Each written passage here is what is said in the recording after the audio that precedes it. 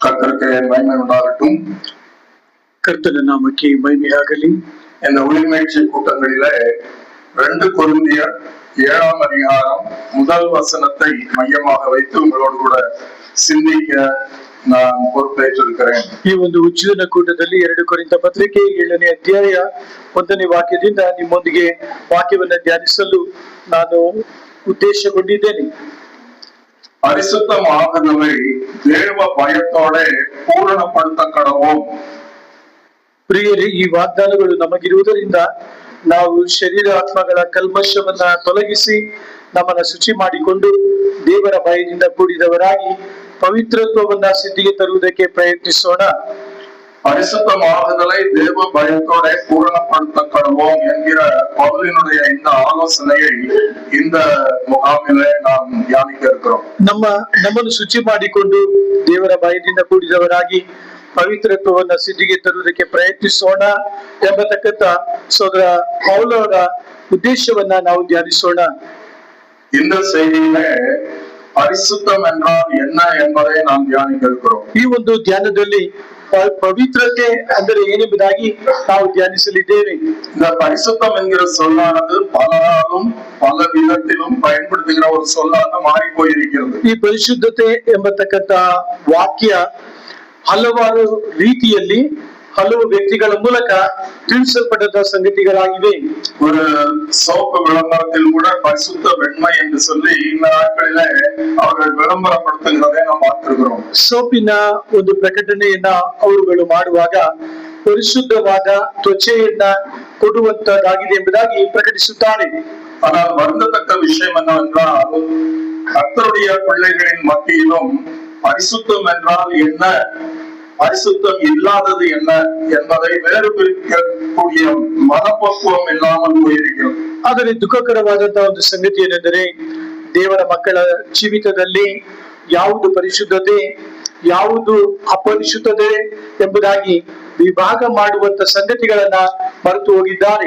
இதை விளங்குவதற்காக 2 வசனங்களை நான் எசேக்கியேல் புத்தகத்திலிருந்து வாசிக்க விரும்புகிறேன். ಇದನ್ನ ವಿವರಿಸುವ ಸಲುವಾಗಿ ಎಸೆಕಿಯೇಲನ ಗ್ರಂಥದಿಂದ ಮತ್ತು 2 ವಾಕ್ಯಗಳನ್ನು ನಿಮ್ಮ ಗಮನಕ್ಕೆ ತರಲು ಬಯಸುತ್ತೇನೆ.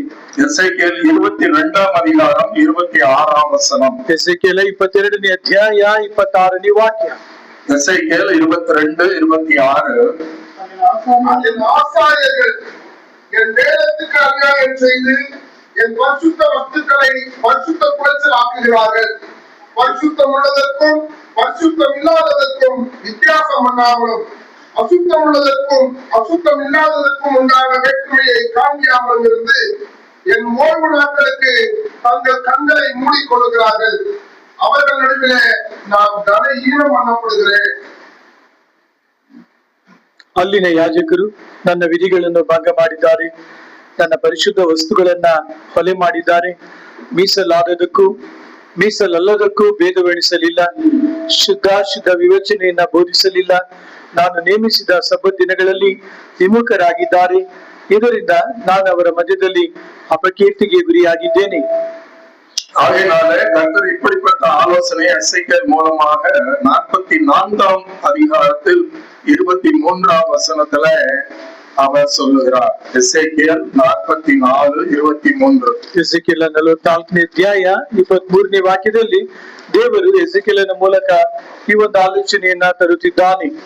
ஆசாரியர்கள் பரிசுத்தமானதற்கும் பரிசுத்தம் இல்லாததற்கும் தீட்டானதற்கும் தீட்டல்லாததற்கும் இருக்க வித்தியாசத்தை என் ஜனங்களுக்கு போதித்து அவர்களுக்கு தெரிய பண்ண கடவர்கள்.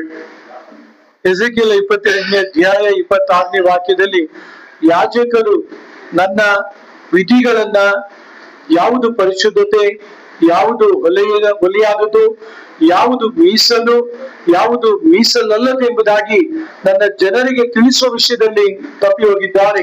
அப்ப கர்த்தருடைய பிள்ளைகள் பரிசுத்தம் என்றால் என்ன என்பதை அறியாதிருக்கும் போது கர்த்தருக்கு அதிக மனவேதனையை கொடுக்கிற ஒரு காரியமா இருக்கிறது. ದೇವರ ಮಕ್ಕಳಾದಂತ ನಾವುಗಳು ಯಾವುದು ಪರಿಶುದ್ಧತೆ ಎಂಬುದಾಗಿ ನಾವು ಅರಿಯದೇ ಇರುವಾಗ ದೇವರಿಗೆ ಅದು ದುಃಖವನ್ನ ತರುವಂತದ್ದಾಗಿದೆ.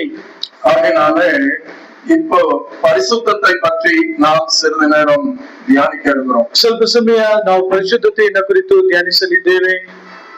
பரிசுத்தத்திலே 2 வகை உண்டு. ಪರಿಶುದ್ಧತೆಯಲ್ಲಿ 2 ವರ್ಗಗಳುಂಟು. ஒன்று பரிசுத்தம் என்பது கர்த்தருடைய குணாதிசயமாயிருக்கிறது. ಒಂದು ಪರಿಶುದ್ಧತೆ ಎಂಬತಕ್ಕದ್ದು ಕರ್ತನ ಒಂದು ಗುಣಲಕ್ಷಣ. அடுத்தது தெய்வம் மனுஷரிடத்திலே எதிர்பார்க்கிற பரிசுத்தம். ಮತ್ತೊಂದು ಸಂಗತಿ, ದೇವರು ಮಾನವನಲ್ಲಿ ಎದುರು ನೋಡುವಂತಹ ಪರಿಶುದ್ಧತೆ. கர்த்தருடைய பரிசுத்தத்தை சொல்லும் போது கர்த்தருக்கு பல குணாதிசயங்கள் இருக்கிறது. சொல்ல போனால் அன்பு, இரக்கம், நீடிய சாந்தம், அவர் ஒளியாயிருக்கிறார், அவர் நீதியாயிருக்கிறார், இப்படி கர்த்தரை பற்றி பல குணாதிசயங்கள் இருக்கிறது.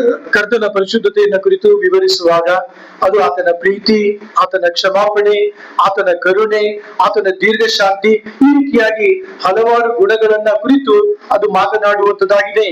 கர்த்தருக்கு இப்படிப்பட்ட தெய்வீக குணங்கள் இருந்தாலும் கர்த்தருடைய பரிசுத்தம் மாத்திரமே அவருடைய குணாதிசயங்களில் மிக முக்கியமான குணாதிசயமாக வேதம் சொல்லுகிறது. ಕರ್ತನಿಗೆ ಈ ರೀತಿಯಾಗಿ ಹಲವಾರು ಗುಣಲಕ್ಷಣಗಳಿದ್ದರೂ ಕೂಡ ಆತನ ಪರಿಶುದ್ಧತೆ ಕರ್ತನಲ್ಲಿರ್ತಕ್ಕಂಥ ವಿಶೇಷವಾದಂತಹ ಗುಣ ಎಂಬುದಾಗಿ ದೇವರ ವಾಕ್ಯ ತಿಳಿಸುವಂತದ್ದಾಗಿದೆ. இந்த காரணத்தினால்தான் பரலோகத்திலே இரவும் பகலும் இடைவிடாமல் தெய்வம் பரிசுத்தர் பரிசுத்தர் பரிசுத்தர் என்று அர்ச்சனை செய்யப்படுகிறார். ಈ ಒಂದು ಕಾರಣದಿಂದ ಪರದಲ್ಲಿ ದೇವದೂತರು ಎಲ್ಲರೂ ಕೂಡ ಆತನನ್ನು ಪರಿಶುದ್ಧನು ಪರಿಶುದ್ಧನು ಪರಿಶುದ್ಧನೆಂಬುದಾಗಿ ಆರಾಧಿಸುತ್ತಿರುತ್ತಾರೆ.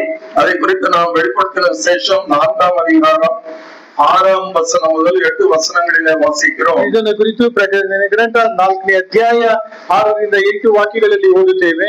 தேவ சிங்காசனத்தின் மத்தியிலும் அந்த சிங்காசனத்தை சுற்றியிலும் 4 ஜீவன்கள் இருந்தன. அவைகள் இருந்தவரும் இருக்கிறவரும் வருகிறவருமாகிய சர்வ வல்லமையுள்ள தேவனாகிய கர்த்தர் பரிசுத்தர் பரிசுத்தர் பரிசுத்தர் என்று இரவும் பகலும் ಓಯ್ವಿಲ್ಲಾமல் சொல்லிக் கொண்டிருந்தனர். 8ನೇ ವಾಕ್ಯ, ಒಂದೊಂದಕ್ಕೆ 6 ರೆಕ್ಕೆಗಳಿದ್ದವು, ಆ ಜೀವಿಗಳಿಗೆ ಸುತ್ತಲೂ ಹೊಳಗು ತುಂಬಾ ಕಣ್ಣುಗಳಿದ್ದವು. ಆ ಜೀವಿಗಳು ಹಗಲಿಗಳು ವಿಶ್ರಮಿಸಿಕೊಳ್ಳದೆ ದೇವರಾದ ಕರ್ತನು ಪರಿಶುದ್ಧನು ಪರಿಶುದ್ಧನು ಪರಿಶುದ್ಧನು, ಆತನು ಸರ್ವಶಕ್ತನು, ವರ್ತಮಾನ ಭೂತ ಭವಿಷ್ಯತ್ ಕಾಲಗಳಲ್ಲಿ ಇರುವಂತವನು ಎಂದು ಹೇಳ್ತಾನೆ. இப்படிப்பட்ட தெய்வத்தினுடைய பரிசுத்தத்தை நாம் புரிந்து கொள்வது கூடாத காரியம். ಈ ರೀತಿಯಾದ ಪರಿಶುದ್ಧನಾದ ದೇವರನ್ನ ನಾವು ಅರ್ಥ ಮಾಡಿಕೊಳ್ಳತಕ್ಕಂಥದ್ದು ಅಸಾಧ್ಯವಾದ ಕಾರ್ಯ. ஆனால் இப்படி பரிசுத்தராய் இருக்கிற தெய்வம் தம்முடைய சாயலில் படைக்கப்பட்ட தம்முடைய பிள்ளைகளும் அவரை போலவே பரிசுத்தமாய் இருக்க வேண்டும் என்று விரும்புகிறார். ಈ ರೀತಿಯಾದ ಪರಿಶುದ್ಧನಾದ ದೇವರು ಆತನಿಂದ ಉಂಟು ಮಾಡಲ್ಪಟ್ಟ ಮಕ್ಕಳು ಕೂಡ ಆತನ ಹಾಗೆ ಪರಿಶುದ್ಧರಾಗಿರಬೇಕೆಂಬುದಾಗಿ ಬಯಸುತ್ತಾನೆ. அதனால்தான் பழைய ஏற்பாட்டிலே கர்த்தருடைய எதிர்பார்ப்பை குறித்து இப்படியாக வாசிக்கிறோம். ಆದ ಕಾರಣ ಹಳೆ ಒಡಂಬಡಿಕೆಯಲ್ಲಿ ಕರ್ತನ ಎದುರು ನೋಡುವಿಕೆಯ ಕುರಿತು ಈ ರೀತಿಯಾಗಿ ಓದುತ್ತೇವೆ. லேவியராகமம் 20ஆம் அதிகாரம் 26ஆம் வசனம். ಯಾಜಕ ಕಾಂಡ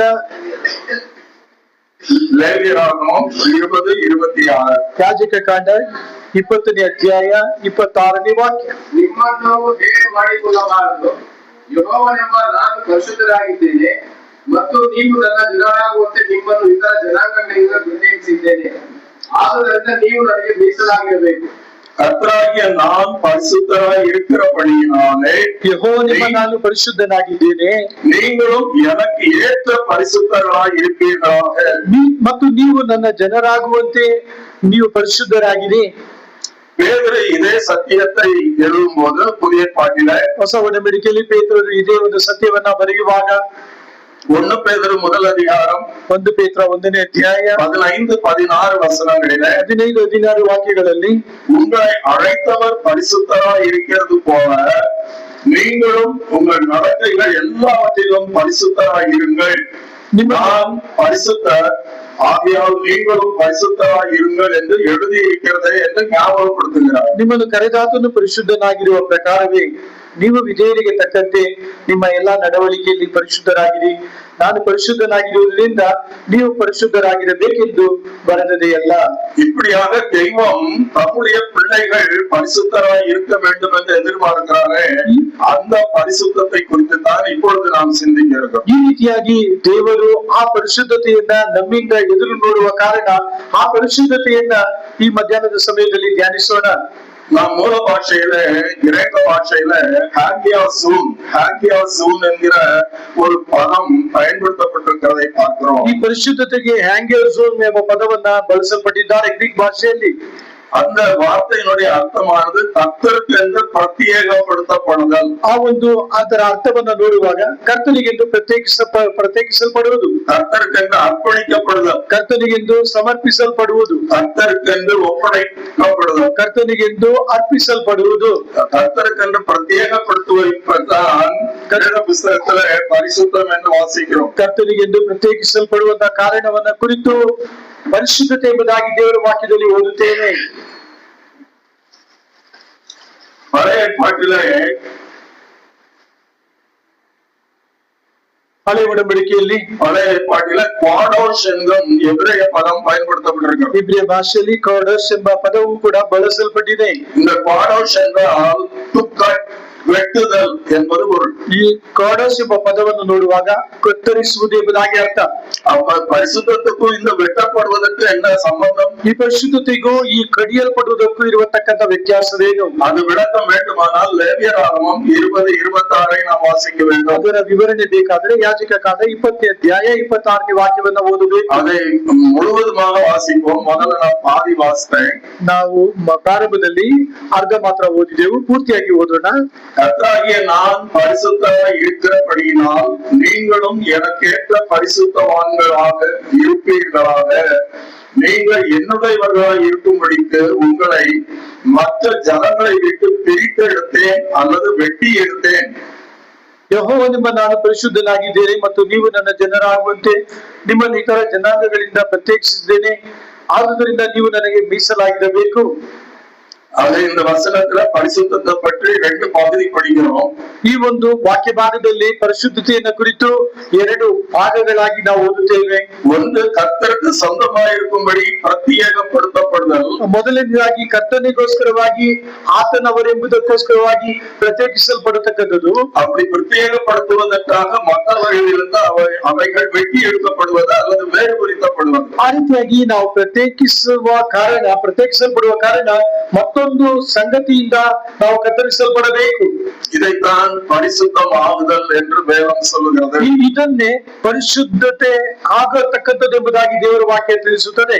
வேதத்தை நாம் பார்க்கும்போது மனுஷரானாலும் ஒரு பொருளானாலும் ஒரு இடமானாலும் ஒரு நேரமானாலும் கர்த்தருக்கென்று பிரத்யேகப்படுத்தப்படுமானால் அது பரிசுத்தம் என்று வேதம் சொல்லியிருக்கிறது. ದೇವರ ವಾಕ್ಯದಲ್ಲಿ ಒಂದು ವಸ್ತುವನ್ನಾಗಲಿ ಸ್ಥಳವನ್ನಾಗಲಿ ಯಾವುದೇ ಸಂಗತಿಯನ್ನಾಗಲಿ ಪರಿಶುದ್ಧತೆಯನ್ನ ಮಾಡುವಾಗ ಅದು ದೇವರಿಗೆಂದು ಪ್ರತ್ಯೇಕಿಸಲ್ಪಡುವಂತದಾಗಿದೆ. அப்படி கர்த்தருக்கென்று பிரத்யேகப்படுத்தப்படுவது மற்ற உபயோகங்களுக்கு உபயோகப்படுத்தப்படல் ஆகாது. ಆ ರೀತಿಯಾಗಿ ಕರ್ತನಿಗೆಂದು ಪ್ರತ್ಯೇಕಿಸಲ್ಪಟ್ಟಂತ ವಸ್ತುಗಳನ್ನ ಇತರ ಕಾರ್ಯಗಳಿಗೆ ಬಳಸಬಾರದು. அது கர்த்தருக்கென்று சுத்தமாக காக்கப்பட வேண்டும். ಅದು ಕರ್ತನಿಗೋಸ್ಕರವಾಗಿ ಶುದ್ಧತೆಯಲ್ಲಿ ಅದನ್ನ ಮೀಸಲಾಗಿರಬೇಕು. சில வசனங்களை நான் சொல்லுகிறேன், விருப்பமானால் குறித்துக் கொள்ளுங்கள். எல்லாத்தையும் நம்ம வாசிக்க முடியாது. ಕೆಲವು ವಾಕ್ಯಗಳನ್ನ ನಾನು ಹೇಳುತ್ತೇನೆ, ಗುರುತಿಸಿಕೊಳ್ಳಿರಿ, ಎಲ್ಲವನ್ನ ಓದಲು ಸಮಯವಿಲ್ಲ. எக்ஸோடஸ் யாத்ராகமம் 28:1. ವಿಮೋಚನ ಕಾಂಡ 28ನೇ ಅಧ್ಯಾಯ 1ನೇ ವಾಕ್ಯ. ஆரோனையும் அவன் குமாரரையும் மற்ற ஜனங்களிலிருந்து எனக்காக பிரித்து எடு என்று கர்த்தர் சொல்கிறார். ಅಲ್ಲಿ ಕರ್ತನು ಆರೋನನನ್ನು ಆತನ ಮಕ್ಕಳನ್ನು ನನಗೋಸ್ಕರವಾಗಿ ಪ್ರತ್ಯೇಕಿಸಿರಿ ಎಂಬುದಾಗಿ ಹೇಳುತ್ತಿದ್ದಾನೆ. அதே யாத்ராகமம் 40ஆம் அதிகாரம் 9ஆம் வசனத்துல ಯಾಜಕ ಕಾಂಡ 40ನೇ ಅಧ್ಯಾಯ 9ನೇ ವಾಕ್ಯದಲ್ಲಿ ஆசரிப்பு கூடாரமும் அதிலே பயன்படுத்தப்படுகிற சகல பணிமுட்டுகளும் கர்த்தருக்கென்று பிரத்யேகப்படுத்தப்பட்டு பரிசுத்தமாக்கப்பட்டது என்று வாசிக்கிறோம். ದೇವದರ್ಶನ ಗುಡಾರ ಅದಕ್ಕೆ ಸಂಬಂಧಿಸಿದಂತ ಎಲ್ಲಾ ವಸ್ತುಗಳು ಕೂಡ ಪ್ರತ್ಯೇಕಿಸಲ್ಪಟ್ಟು ಕರ್ತನಿಗೆಂದು ಪರಿಶುದ್ಧವಾಗಬೇಕೆಂಬುದಾಗಿ ಬರೆಯಲ್ಪಟ್ಟಿದೆ. இரண்டாவதாக அப்படி பிரத்யேகப்படுத்தப்பட்டது, பரிசுத்தம் ஆக்கப்பட்டது. அந்த பரிசுத்தம் கெட்டு விடாமல் கர்த்தருக்கென்று பண்ணப்பட்ட பிரத்யேகம் கெட்டு போகாமல் காக்கப்படுவது பரிசுத்தம். ಈ ಪ್ರತ್ಯೇಕಿಸಲ್ಪಟ್ಟದ್ದು ಮತ್ತೆ ಪರಿಶುದ್ಧತೆಯನ್ನ ಕಳಕೊಳ್ಳಬಾರದು, ಬೇರೆ ಸಂಗತಿಗಳಿಗೂ ಉಪಯೋಗಿಸಬಾರದೆಂಬುದಾಗಿ ಅವುಗಳನ್ನ ಭದ್ರವಾಗಿ ಕಾಪಾಡಬೇಕು. இப்பொழுது அடுத்த சிந்தைக்கு வருவோம். ಮತ್ತೊಂದು ಚಿಂತನೆಗೆ ನಾವು ಬರೋಣ. 1 ಕೊರಿಂಥಿಯರ್ 1 அதிகாரம் 2ஆம் வசனம். 1 ಕೊರಿಂಥ 1ನೇ ಅಧ್ಯಾಯ 2ನೇ ವಾಕ್ಯ. கொரிந்துவிலே கிறிஸ்து இயேசுவுக்குள் பரிசுத்தம் ஆக்கப்பட்டவர்களாயும் பரிசுத்தவான்கள் ஆகும்படி அழைக்கப்பட்டவருமாயிருக்கிற தேவனுடைய சபைக்கு என்று பவுல் எழுதுகிறார். ಪೌಲನು ಕೊರಿಂಥದಲ್ಲಿ ದೇವರ ಸಭೆಗೆ, ಅಂದರೆ ಕ್ರಿಸ್ತ ಯೇಸುವಿನಲ್ಲಿ ಪ್ರತಿಷ್ಠಿತರು, ದೇವಜನರಾಗುವುದಕ್ಕೆ ಕರೆಯಲ್ಪಟ್ಟವರು ಆಗಿರುವವರಿಗೆ ಎಂಬುದಾಗಿ ಈ ಪತ್ರಿಕೆಯನ್ನ ಬರೆಯುತ್ತಿದ್ದಾರೆ. இதில் 2 வித்தியாசமான வார்த்தைகளை நாம் பார்க்கிறோம். 2 ವ್ಯತ್ಯಾಸವಾದ ವಾಕ್ಯಗಳನ್ನ ಬಳಸಲ್ಪಟ್ಟಿದ್ದಾರೆ. ಒಂದು பரிசுத்தம் ஆக்கப்பட்டவர்கள், ಪ್ರತಿಷ್ಠಿತರು ದೇವಜನರಾಗಿರುವರು ಎಂಬುದಾಗಿ ಭಾಷಾಂತರಿಸಲ್ಪಟ್ಟಿದೆ. அடுத்தது பரிசுத்தம் ஆகும்படி அழைக்கப்பட்டவர்கள், ಪರಿಶುದ್ಧರಾಗುವುದಕ್ಕಾಗಿ ಕರೆಯಲ್ಪಟ್ಟವರು ಎಂಬುದಾಗಿ ಭಾಷಾಂತರಿಸಲ್ಪಟ್ಟಿದೆ. ரெண்டுக்கும் பெரிய வித்தியாசம் இருக்கிறது. ಎರಡಕ್ಕೂ ದೊಡ್ಡ ವ್ಯತ್ಯಾಸ ಉಂಟು. ஒன்று கடந்த காலத்தை குறிக்கிறது, ಒಂದು ಹಿಂದಿನ ಕಾಲವನ್ನ ಕುರಿತು ಮಾತನಾಡುತ್ತದೆ. பரிசுத்தம் ஆக்கப்பட்டீர்கள், ಪರಿಶುದ್ಧರಾಗಿರಿ ಎಂಬುದಾಗಿ ವಾಕ್ಯ ಹೇಳುತ್ತದೆ. பரிசுத்தம் ஆகும்படி அழைக்கப்பட்டிருக்கிறீர்கள், ಪರಿಶುದ್ಧರಾಗುವುದಕ್ಕೆ ಕರೆಯಲ್ಪಟ್ಟಿರಿ ಎಂಬುದಾಗಿ ಬರೆಯಲ್ಪಟ್ಟಿದೆ. இந்த வித்தியாசத்தை நாம் சரியாக புரிந்து கொள்ள வேண்டும். ಈ ಒಂದು ವ್ಯತ್ಯಾಸಗಳನ್ನ ನಾವು ಸರಿಯಾಗಿ ಅರ್ಥ ಮಾಡಿಕೊಳ್ಳಬೇಕು. நாம் கர்த்தருக்கென்று வேறு பிரிக்கப்பட்டவர்கள், ನಾವು ಕರ್ತನಿಗೆಂದು ಪ್ರತ್ಯೇಕಿಸಲ್ಪಟ್ಟವರು, நாம் தேவனுக்கு சொந்தமானவர்கள், ನಾವು ದೇವರಿಗೆ ಮೀಸಲಾದವರು, நாம் தேவனுக்கென்று பிரத்யேகப்படுத்தப்பட்டபடினாலே நாம் பரிசுத்தம் ஆக்கப்பட்டவர்கள். ನಾವು ದೇವರಿಗೆಂದು ಪ್ರತ್ಯೇಕಿಸಲ್ಪಟ್ಟ ಕಾರಣ ನಾವು ಪರಿಶುದ್ಧತೆಯಲ್ಲಿ ಮುಂದಕ್ಕೆ ಸಾಗಬೇಕು. இப்ப ஆக்கப்படுதல் என்றால் என்ன? ಈ ರೀತಿಯಾಗಿ ಪರಿಶುದ್ಧರಾಗುವುದು ಎಂದರೆ ಅರ್ಥವೇನು? நம்முடைய சமுதாயத்துல ஒரு சாராரை தாழ்த்தப்பட்டவர்கள் என்று அரசாங்கம் குறிப்பிடுகிறது. ನಮ್ಮ ಸಮಾಜದಲ್ಲಿ ಸರ್ಕಾರ ಕೆಲವು ಪಂಗಡವನ್ನ, ಜನರನ್ನ ಇವರು ಕೆಳಮಟ್ಟದವರು ಎಂಬುದಾಗಿ ಪರಿಗಣಿಸುತ್ತದೆ. அவருடைய பெயர் தாழ்த்தப்பட்டவர்கள், ಅವರುಗಳ ಹೆಸರು ಕೆಳ ವರ್ಗದವರು ಎಂಬುದಾಗಿ. அவர்கள் பிறவியிலே தாழ்ந்தவர்கள் அல்ல, ಅವರು ಜನನದಲ್ಲಿ ಕೆಳವರ್ಗದವರಲ್ಲ, மற்றவர்களை விட எந்த நிலைமையிலும் அவர்கள் குறைந்தவர்கள் அல்ல, ಇತರರಿಗಿಂತ ಯಾವುದೇ ಸ್ಥಾನದಲ್ಲಿ ಅವರು ಕಡಿಮೆಯಾದವರಲ್ಲ. ஆனால் சமுதாயத்தாலே அவர்கள் தாழ்த்தப்பட்டவர்கள். ಆದರೆ ಸಮಾಜದಿಂದ ಅವರು ಕೆಳವರ್ಗದೆಂಬುದಾಗಿ ತೀರ್ಮಾನಿಸಲ್ಪಟ್ಟಿದ್ದಾರೆ. ஆகவே நாம் ரட்சிக்கப்படும் போது நம்மிலே கர்த்தர் எதிர்பார்க்கிற பரிசுத்தம் இல்லை. ಆದ ಕಾರಣ ನಾವು ರಕ್ಷಣೆ ಹೊಂದುವ ಸಮಯದಲ್ಲಿ ಕರ್ತನು ಎದುರು ನೋಡುವಂತ ಪರಿಶುದ್ಧತೆ ನಮ್ಮಲ್ಲಿ ಇರಲಿಲ್ಲ. ஆனாலும் நாம் கர்த்தருக்கென்று பரிசுத்தம் ஆக்கப்பட்டிருக்கிறோம். ಆದರೂ ಕೂಡ ನಾವು ಕರ್ತನಿಗೆಂದು ಪರಿಶುದ್ಧರಾಗಿದ್ದೇವೆ. அப்படி அவர் நம்மை பரிசுத்தர் ஆக்கி இருக்கிறதுனாலே, ಆತನು ಆ ರೀತಿಯಾಗಿ ನಮ್ಮನ್ನು ಪರಿಶುದ್ಧರನ್ನಾಗಿ ಮಾಡಿರುವ ಕಾರಣ அவருடைய நீதியாலே நம்மை போர்த்திருக்கிறார். ಆತನು ತನ್ನ ನೀತಿಯಿಂದ ನಮ್ಮನ್ನು ಒಲಿಸಿದ್ದಾನೆ. தெய்வம் நம்மை பார்க்கும்போது, ದೇವರು ನಮ್ಮನ್ನ ನೋಡುವಾಗ கிறிஸ்துவுக்குள் நம்மை பார்க்கிறதுனாலே, ಕ್ರಿಸ್ತನಲ್ಲಿ ನಮ್ಮನ್ನ ಕಾಣುವ ಕಾರಣ நம்மை பரிசுத்தரும் நீதிமான்களுமாக அவர் பார்க்கிறார். ನಮ್ಮನ್ನು ಪರಿಶುದ್ಧರು ನೀತಿವಂತರಾಗಿ ಆತನು ನೋಡುತ್ತಾನೆ. அவர் அப்படி பார்க்கிறதுனாலேதான் ಆತನು ಹಾಗೆ ನಮ್ಮನ್ನು ನೋಡುವ ಕಾರಣ நான் தைரியமாய் அவரை பிதாவே என்று கூப்பிடக்கூடிய துணிகரம் நமக்கு வருகிறது. ನಾವು ಧೈರ್ಯದಿಂದ ಆತನನ್ನ ತಂದೆಯೇ ಎಂಬುದಾಗಿ ಕೂಗುವಂತ ಅಧಿಕಾರವನ್ನು ಹೊಂದಿದ್ದೇವೆ. நாம் பாடுகிற பாடல்கள், ನಾವು ಹಾಡುವಂತ ಹಾಡುಗಳು, ஏறெடுக்கிற ஜெபங்கள், ನಾವು ಎತ್ತುವಂತ ಪ್ರಾರ್ಥನೆಗಳು, செய்கிற ஊழியங்கள், ನಾವು ಮಾಡುವ ಸೇವೆಗಳು கர்த்தர் எதிர்பார்க்கிற பரிசுத்தம் அவைகளில் இல்லாவிட்டாலும், ಕರ್ತನು ಎದುರು ನೋಡುವಂತ ಬಯಸುವಂತ ಪರಿಶುದ್ಧತೆ ಅವುಗಳಲ್ಲಿ ಇಲ್ಲದಿದ್ದರೂ ಕೂಡ கிறிஸ்துவுக்குள்ளாக தெய்வம் அதை பார்க்கும்போது, ಕ್ರಿಸ್ತನೊಳಗಡೆ ದೇವರು ಅವುಗಳನ್ನು ನೋಡುವಾಗ நம்முடைய நிலைமை அதில் வெளிப்படுகிறதில்லை. ನಮ್ಮ ಒಂದು ಇರುವ ಸ್ಥಾನ ಅದರಲ್ಲಿ ಬಯಲುಪಡಿಸಲ್ಪಡುವುದಿಲ್ಲ. அது தேவனுடைய பரிசுத்தத்தினாலே, நீதினாலே முற்றிலுமாய் மூடப்பட்டிருக்கிறது. ಅದು ದೇವರ ನೀತಿಯಿಂದಲೂ ಪರಿಶುದ್ಧತೆಯಿಂದಲೂ ಸಂಪೂರ್ಣವಾಗಿ ಆವರಿಸಲ್ಪಟ್ಟಿರುತ್ತದೆ. ஒரு வார்த்தை கூட நான் வாசிக்க விரும்புகிறேன். 1 கொரிந்தியர் 6:11. 1 ಕೊರಿಂಥ ಪತ್ರಿಕೆ 6ನೇ ಅಧ್ಯಾಯ 11ನೇ ವಾಕ್ಯ ಓದಲು ಬಯಸುತ್ತೇನೆ. 1 கொரிந்தியர் 6ஆம் அதிகாரத்திலே 9-10 வசனங்களிலே அசுத்தமான ஒரு பட்டியலை நாம் அங்கே வாசிக்கிறோம். 1 ಕೊರಿಂಥ ಪತ್ರಿಕೆ 6ನೇ ಅಧ್ಯಾಯ ಮೊದಲ 9 ವಾಕ್ಯಗಳು ಅಶುದ್ಧತೆಯನ್ನ ಕುರಿತಾದಂತಹ ಸಂಗತಿಗಳನ್ನ ಕುರಿತು ಓದುತ್ತೇವೆ. அது அவ்வளவு அசுத்தமா இருக்கிறதுனால சபையில அதை உறக்க வாசிக்கிறது கூட மக்கள் விரும்புகிறதில்லை. ಇದು ಅಷ್ಟೊಂದು ಅಶುದ್ಧವಾದ ಕಾರಣ ಸಭೆಯಲ್ಲಿ ದೇವರ ಮಕ್ಕಳು ಗಟ್ಟಿಯಾಗಿ ಓದಲು ಕೂಡ ಬಯಸುವುದಿಲ್ಲ. ஆனால் நம்ம வாசிக்க போறது 11ஆம் வசனம். 11ನೇ ವಾಕ್ಯವನ್ನ ಓದೋಣ. அதுல என்ன வாசிக்கிறோம்? ಅಲ್ಲಿ ಏನನ್ನ ಓದುತ್ತೇವೆ? உங்களில் சிலர் இப்படிப்பட்டவர்களாய் இருந்தீர்கள், ನಿಮ್ಮಲ್ಲಿ ಕೆಲವರು ಅಂತವರಾಗಿದ್ದೀರಿ. ஆயினும் கர்த்தராகிய இயேசுவின் நாமத்தினாலும் நமது தேவனுடைய ஆவினாலும் கழுவப்பட்டீர்கள். ಆದರೂ ಕರ್ತನಾದ ಯೇಸು ಕ್ರಿಸ್ತನ ಹೆಸರಿನಲ್ಲಿಯೂ ನಮ್ಮ ದೇವರ ಆತ್ಮದಲ್ಲಿಯೂ ತೊಳೆದುಕೊಂಡಿರಿ. பரிசுத்தம் ஆக்கப்பட்டீர்கள், ಪರಿಶುದ್ಧರಾದಿರಿ. நீதிமான்கள் ஆக்கப்பட்டீர்கள். ನೀತಿವಂತರಾದಿರಿ. நம்ம பரிசுத்தமும் நீதியும் கிடையாது. ನಮ್ಮಲ್ಲಿ ಪರಿಶುದ್ಧತೆ ನೀತಿಯೂ ಇಲ್ಲ.